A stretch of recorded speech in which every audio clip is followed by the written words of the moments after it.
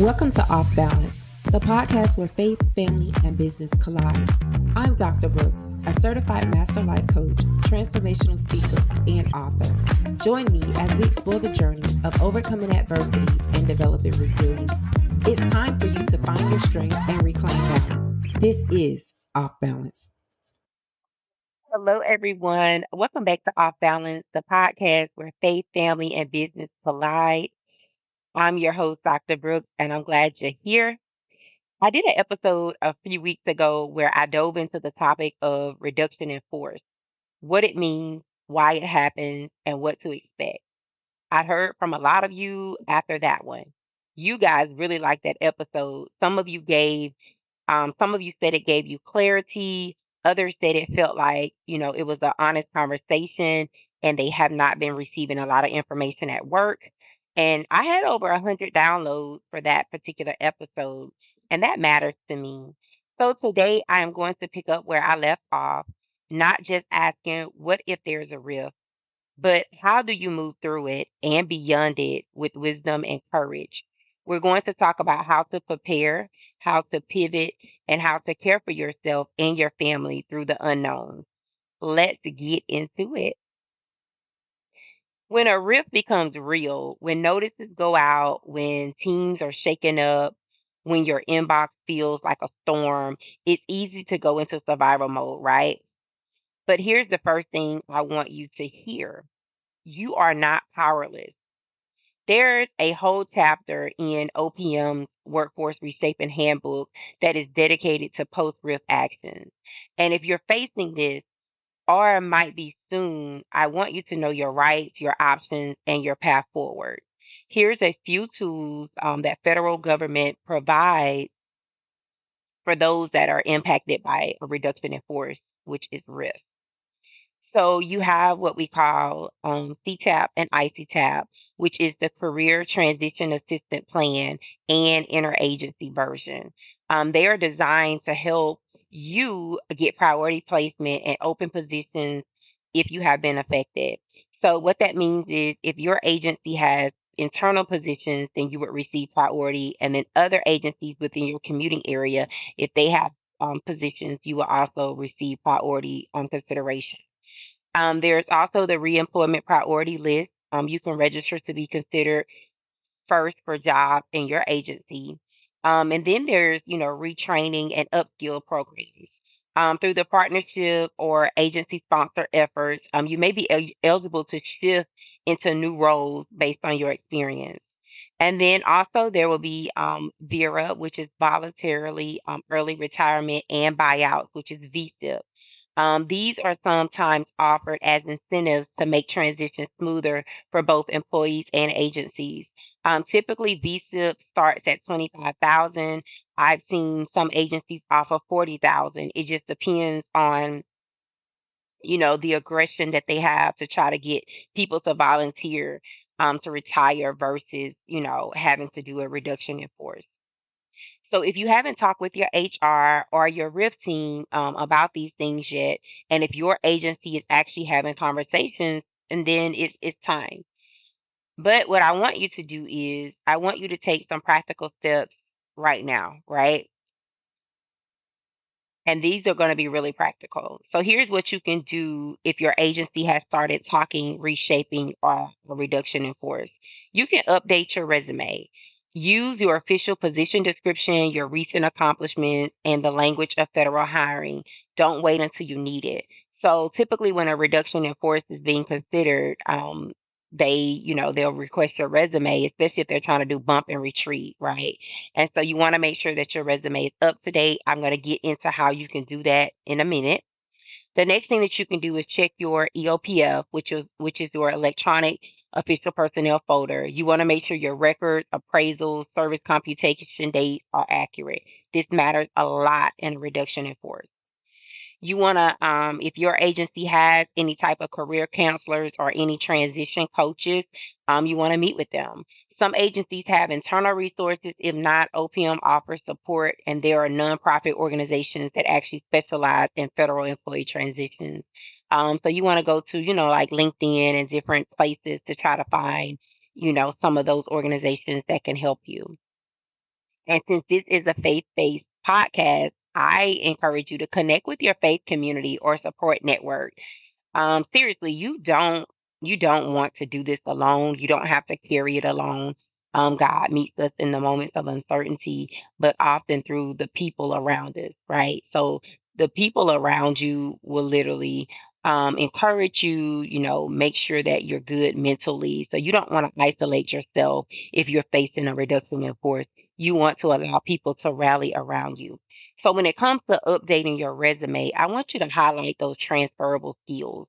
Here's the truth. Most federal employees wear a lot of hats.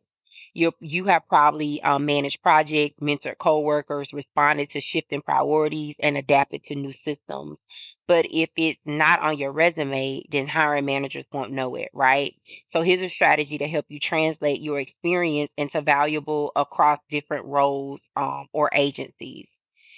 And so the first thing you want to do is you want to reflect on your core competencies. You want to start by identifying the functions you perform, not just the title you held. So think about it. Communication. Have you written reports, given presentations, or brief leadership? What about project management? Have you led or coordinated efforts across teams?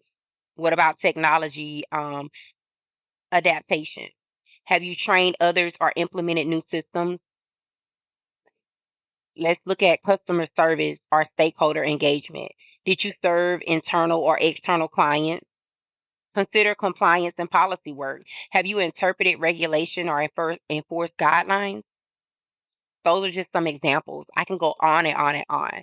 So I want you to make a list of 5 to 7 core skills that you consistently use. These are your transferable assets. And then the second thing I want you to do is translate government speak to human language. I work for a government agency and I know that we have our lingo, but I want you to be able to transfer it to human language. Federal resumes tend to be technical, but for transition purposes, especially if you're applying outside of your agency or even outside the government, clarity is key. For example, instead of managed procurement actions in accordance with FAR subpart 5.2, you can do something like led complex purchasing efforts, ensuring compliance with federal acquisition regulations and timely vendor delivery. You see how that translated outside of the government? And so you want to make sure that you have those 2 resumes. You're going to have that government resume and you're going to have that private sector resume. In the government resume, it's fine to say managed procurement actions in accordance with FAR subpart 5.15.2. But in the private sector, they don't know what that is. So you can simply say led complex purchasing efforts, ensuring compliance with federal acquisition regulations and timely vendor delivery. Plain language opens more doors, especially if you are okay and comfortable with transitioning to private sector. The third thing that you're going to do is you're going to tailor your resume for target roles. Don't just update it once and send it everywhere. No, look at job announcements, whether internal or external, and highlight the skills and outcomes that match. You can use the qualifications and duty sections of the USA Jobs listing as a guide. You can also do the same thing when you're looking on like Indeed and different, platforms that post jobs. If they're looking for someone with ability to lead a cross-functional team and you've done that during your reorg or system rollout, say so. Use those words. Like, don't lie, but if that's what you've done, say it, right? The fourth thing you're going to do is you're going to build a result-oriented resume. Your experience is more powerful when it shows impact. And this is a formula that you can use. You can use action plus context plus results. So an example would be develop and led weekly staff training sessions to improve case processing times, resulting in a 25% reduction in backlog over 6 months. That sounds like very successful, very accomplished, right? And so that's the approach you want to take to your resume. Action plus context plus results. And that's compelling and it's portable to any team in any agency, any company. And so just make sure you use that formula. Action plus context plus results, right? And I'm going to give you a bonus tip. I want you to keep a living resume document. So what do I mean by living resume document? You can start with like a Google Doc or a personal notebook where you regularly jot down projects, trainings, team wins, and lessons learned. You can update it quarterly. This will save you the time later, because some people haven't updated their resume in years, right? Some people only update their resume when they are seeking a new position. Or no, you should you should always update your resume. Because it's going to remind you of just how much you've grown, and then also it's going to have you where you are already prepared in the event that you don't have a large window of opportunity to apply for a position. And so here's some quick tips this week that I want you to do. I want you to check your EOPF. I want you to make sure your records and ratings are current. If you have availability, or if you have applicability to this, I want you to schedule a career counseling session with your agency or OPM. Or if your agency doesn't have it, if OPM doesn't have anything, check some different nonprofits that offer career counseling. I want you to review the CTAP and CTAP eligibility. I want you to know your status and what it gives you. And then I want you to pray, journal, or talk with someone you trust. You do not have to walk this out alone, right? I assure you, you don't want to walk this out alone. I have been on the end of briefing for reductions in force, doing the retirement briefings, doing the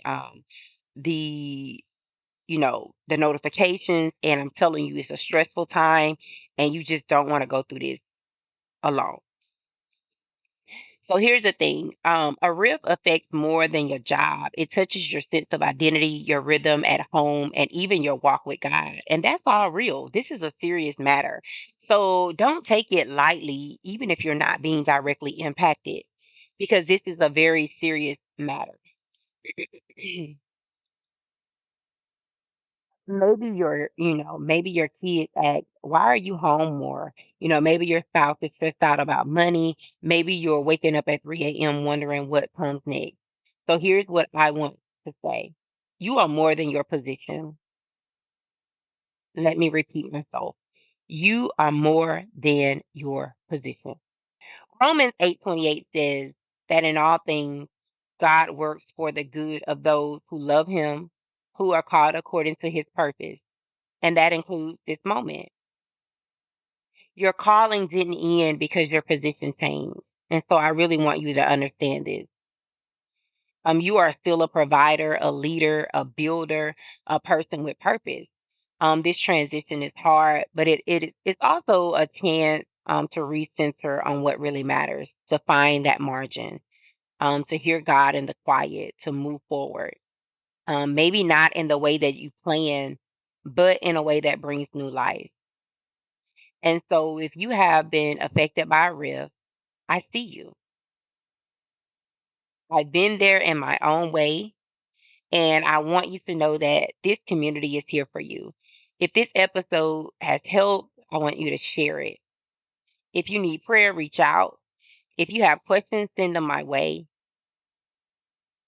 And I probably will do another episode where I will talk about how leaders can lead well through a reduction in force. And so whether you're a supervisor, a team lead, or a mentor to someone who's walking through this, because, leadership matters more than ever. It does. It matters more than ever. So again, I see you. Until next time, I want you to take care of yourself. I want you to honor your family, and I want you to keep walking in faith. Keep walking in faith. So be resilient, and make sure you tune in to the next episode. Thank you for tuning in. Be sure to rate this episode and share it with your family and friends. To learn more about your host, visit